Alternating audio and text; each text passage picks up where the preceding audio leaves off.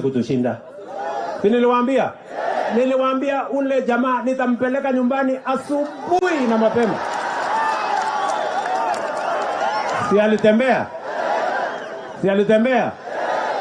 Sasa mimi nataka niwaeleze. Sasa wanataka kutuletea kisirani. Ndio hawa wanatuuliza sijui saba.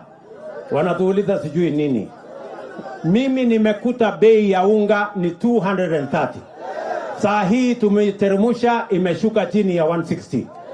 Na nimetumia tu akili peke yake. Sasa nimewapatia mbegu.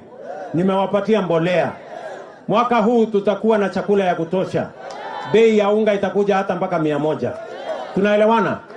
Mimi nauliza nyinyi. Wanazunguka Nairobi na sufuria kwa kichwa. Wanafanya maandamano. Ati ndio bei ya unga itashuka.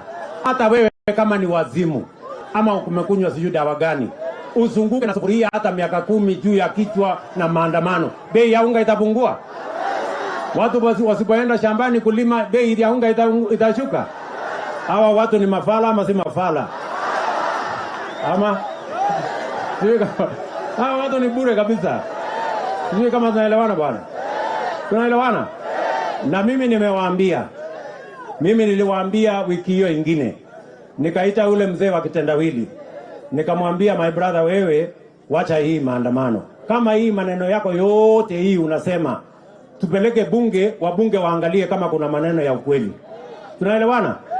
Sasa ati wamekataa hiyo ya kwenda kuongea kwa amani kwa bunge. Ati wanataka kurudi maandamano. Ati waende wavunje mali ya wananchi. Ati waende waharibu biashara ya wananchi. Mimi nataka niwaambie, mimi ndio commander in chief. Nyinyi mtajua hamujui. Wawache hiyo mchuzi. Wawache hiyo kuzi. Sijui kama tunaelewana bwana. Hakuna mali ya wananchi tena itaharibika. Hakuna biashara ya mwananchi tena itaharibika. Serikali ya Kenya itasimama imara kuhakikisha ya kwamba na kulinda maisha na mali na biashara ya kila mwananchi. Hawa watu wawache mchezo.